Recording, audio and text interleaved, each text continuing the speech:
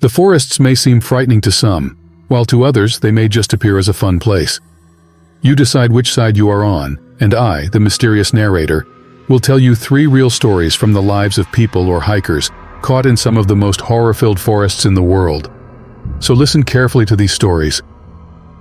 3 friends, Ava, Alice, and John, decided to spend their vacation exploring the Black Forest in Germany, a destination known for its wild beauty, but also for the dark legends that surround it. Equipped with backpacks, flashlights, and maps, they set off on a sunny summer morning. As they ventured deeper into the forest, the sunlight began to fade, filtered through the dense canopies of the giant trees. The air became colder and more humid, and the sounds of nature were covered by an oppressive silence. Ava, passionate about photography, often stopped to capture images of the surrounding landscape, while Alice and John discussed the old stories of the forest, trying not to let their imaginations run too wild. As the sun began to set, the 3 realized that their map was not as accurate as they thought. The paths branched off and disappeared, and the markers were rare and confusing. Alice, the most pragmatic of them, suggested turning back, but it was already too late. Darkness was quickly setting in, and they were in the middle of an unknown forest, no longer recognizing the way back. They decided to set up camp and spend the night there, hoping that morning would bring clarity. While gathering wood for the fire, they heard a strange, demonic laughter coming from somewhere deep in the forest. It was a sound that froze their blood and made them wonder if the legends about the forest spirits were actually true. The fire flickered weakly, casting strange shadows on the faces of the 3 friends. Alice tried to encourage them, saying that the laughter could have been just a nocturnal animal, but even she didn't seem convinced. As they tried to sleep, they began to hear rustling around the camp. Ava turned on her flashlight and pointed it toward the source of the sounds, but saw nothing. Around midnight, the rustling turned into heavy footsteps, and the shadow of a giant figure appeared at the edge of their camp. John quickly stood up, holding a burning stick as a weapon, but the creature disappeared into the darkness as quickly as it had appeared. Scared and confused, he returned to the fire, but the night silence had been shattered forever. The next morning, exhausted and terrified, they tried again to find the way back, but the forest seemed to change around them, leading them in circles. Ava found an old, abandoned cabin and suggested they take shelter there until they could find a solution. Inside the cabin, they found signs that they were not the first to get lost in that forest. Old journals, with yellowed pages, told stories of mysterious disappearances and ghostly apparitions. In one of the journals, they found a hand-drawn map that seemed to show a way out. But as they followed the instructions, the forest became increasingly hostile, as if unseen forces were trying to prevent them from leaving. Dark silhouettes followed their every step. The trees seemed to move, and the whispers of the wind grew more sinister, promising them a terrifying fate if they didn't find a way to escape.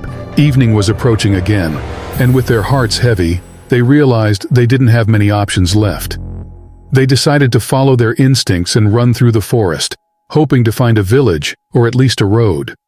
As they ran, the shadows of the forest seemed to move and chase them. Alice was the first to disappear, pulled into the darkness by the invisible arms of the forest.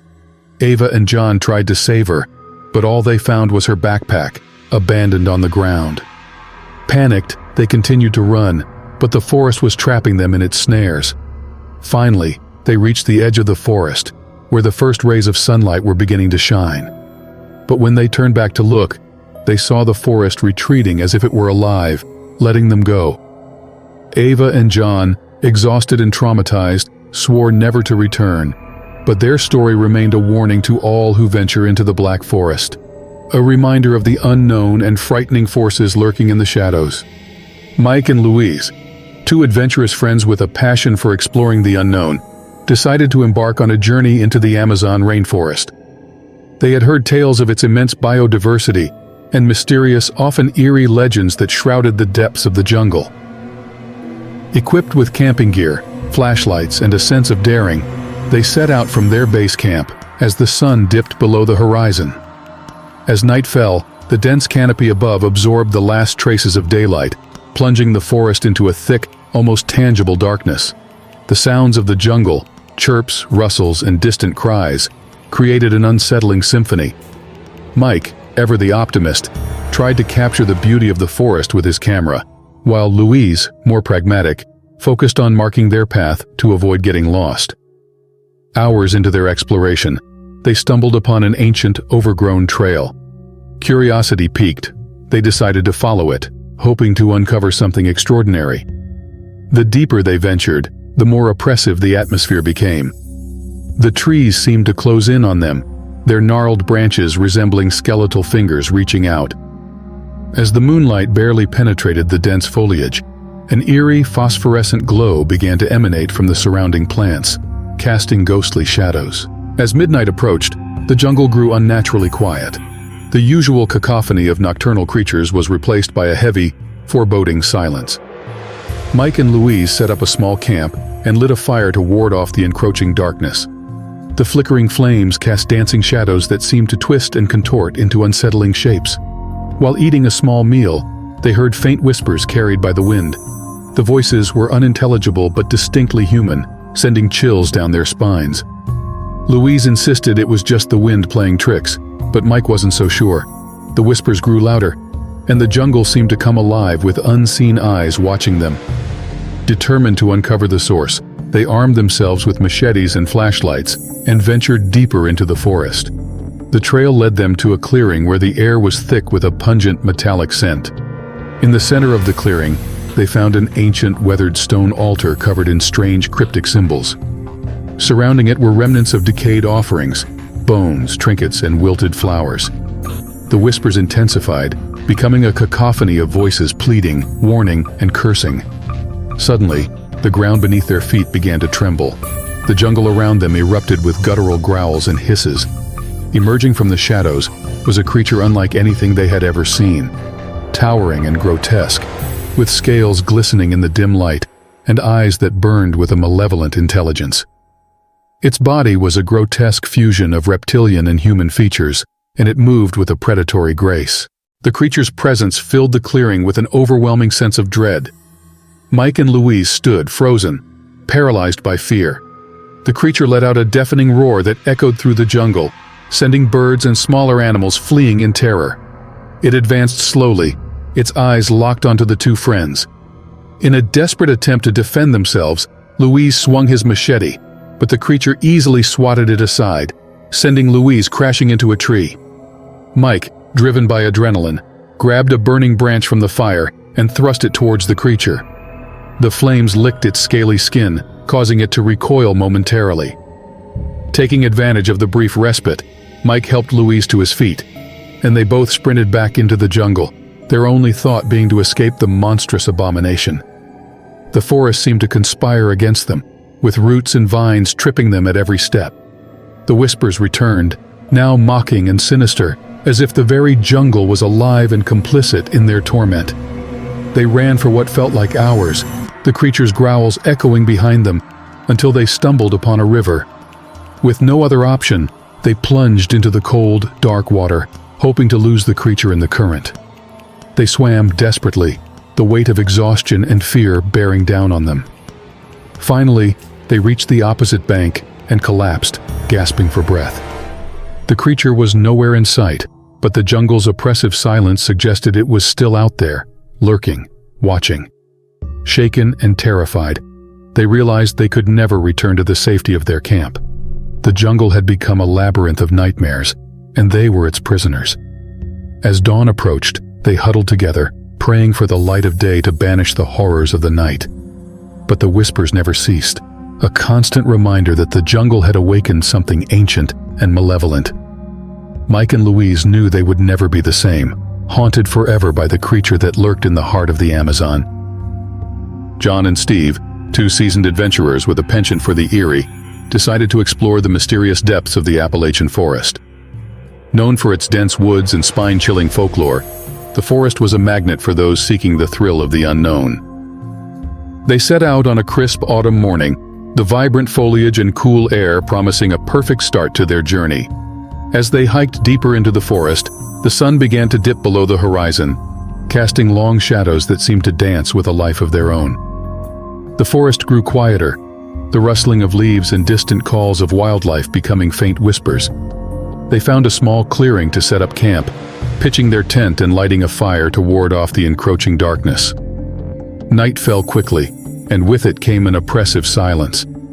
The crackling of the fire was the only sound breaking the stillness. John, trying to ease the tension, began telling ghost stories, but the atmosphere felt heavy, as if the forest itself was listening. As they settled into their tent, an unsettling feeling gnawed at the edges of their minds, a sense that they were not alone. In the dead of night, John and Steve were jolted awake by the sound of faint voices outside their tent. They exchanged nervous glances, their hearts pounding in their chests.